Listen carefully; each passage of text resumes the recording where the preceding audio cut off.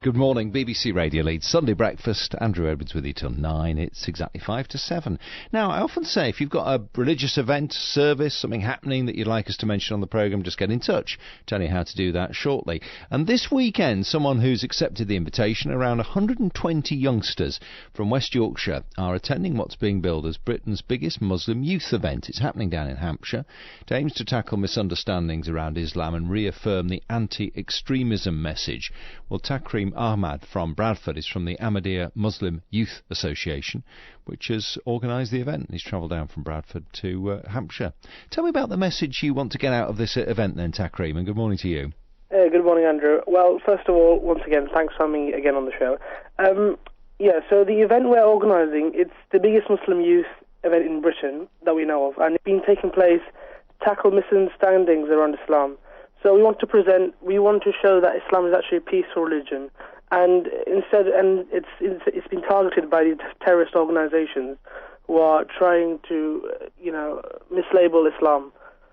And what is different from an Ahmadiyya Muslim to what some people might think of as I don't know what the right word is, but a more mainstream Muslim? Well, there are a few ideological differences.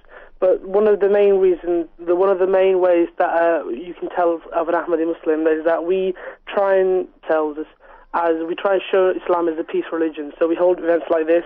Last month we had Jalsa Salana, which I believe I also did an interview for.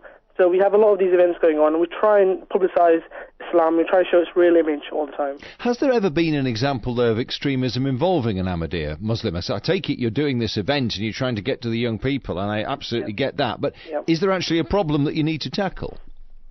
Not amongst Ahmadis, as far as I'm aware. But the problem is that some other young men, British Muslims, they may not be educated in the right way, and they may not have full knowledge of Islam's teachings. So when they see people who claim to know about Islam's true teachings, they might be guided in the wrong way. They might get the wrong impression of Islam, and therefore that's what we're trying to stop. We're trying to educate people. Is this just for young men, or are young female Muslims involved as well? Well, as part of the Ahmadiyya community, we have some auxiliary organisations. This is for the 7 to 40-year-old Muslim men. For Muslim women, they have their own separate. They have their own organised event that they organise fully themselves. So they're independent. So it's happening next week, I believe, and it's a great event for them. I know my sisters. You actually do finally. What you have the event, and people will get that. But what form does it take? How do you get the message over? Well, I divide it in 3 forms. There's lectures and speeches given, but they form a small part, really, talks and discussions. There's also academic competitions, in which there's a speech competition, in which there's speeches on topics about how, for example, prayer is a key to paradise and stuff like that. And also, finally, there's lots of youth exhibitions and youth attractions. People can go and sit down and maybe talk to an imam and maybe discuss with them issues that they're having. It's very good to speak to you again. Hope all goes well today, and thanks for your time. Thank you too. Takreem Ahmad from Bradford, from the Ahmadiyya Muslim Youth Association.